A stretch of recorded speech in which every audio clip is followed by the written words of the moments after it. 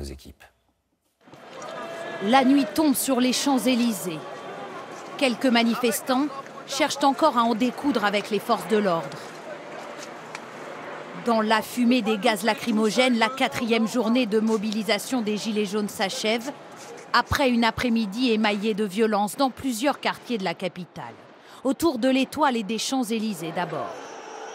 Les manifestants massés en nombre sur l'avenue sont d'abord repoussés par des premiers tirs de gaz lacrymogène.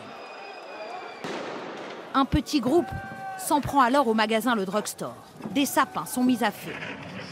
Ils montent des barricades avec les planches en bois qui servaient à protéger les vitrines, utilisées comme des boucliers pour gagner quelques mètres de terrain. En face, les policiers essuient des jets de projectiles avant de lancer la charge.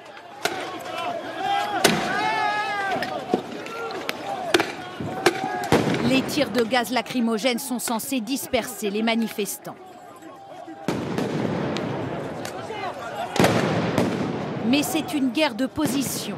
Les manifestants d'un côté, les gendarmes et CRS de l'autre. Les barricades tombent l'une après l'autre, mais le long de l'avenue, des vitrines ont été saccagées. Des casseurs se sont visiblement mêlés aux manifestants. Le magasin Orange, c'est les casseurs, tout simplement. C'est pas du tout les gilets jaunes. Nous, on a essayé de les empêcher. On était une dizaine à vouloir les empêcher. Ils étaient le triple. On n'a pu rien faire, quoi. Mais ça n'a rien à voir avec les gilets jaunes. Nous, ils mettent les gilets jaunes pour nous infiltrer, quoi. Mais on n'a rien à voir là-dedans. Parmi les gilets jaunes, justement, plusieurs blessés. Lui aurait reçu un flashball au niveau de la tête. Il sera évacué. Dans les avenues qui partent de l'Étoile, les véhicules blindés de la gendarmerie avancent pour faire tomber les barricades mises à feu par les manifestants. Les groupes sont mobiles, se déploient rapidement de rue en rue. Un peu partout, des incendies de voitures et de scooters se déclarent. Certains gilets jaunes ne cachent pas leur amertume. On peut manifester, oui c'est bien, ok, mais pas brûler et tout.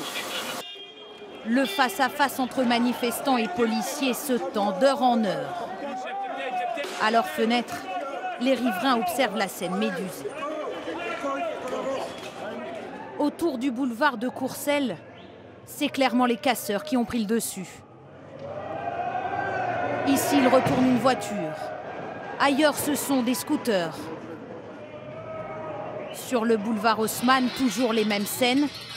Des barricades montées avec du mobilier urbain arraché puis mis à feu. Et quelques minutes plus tard, les camions lanceurs d'eau qui viennent les déloger. Situation tendue également autour des grands boulevards, non loin des grands magasins. Dernière sommation des forces de l'ordre avant la charge.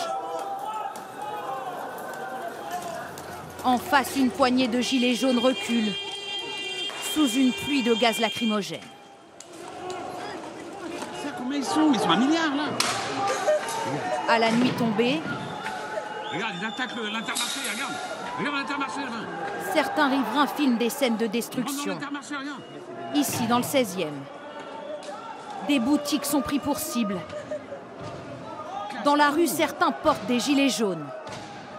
Épilogue d'une journée globalement bien moins violente que celle du 1er décembre dernier.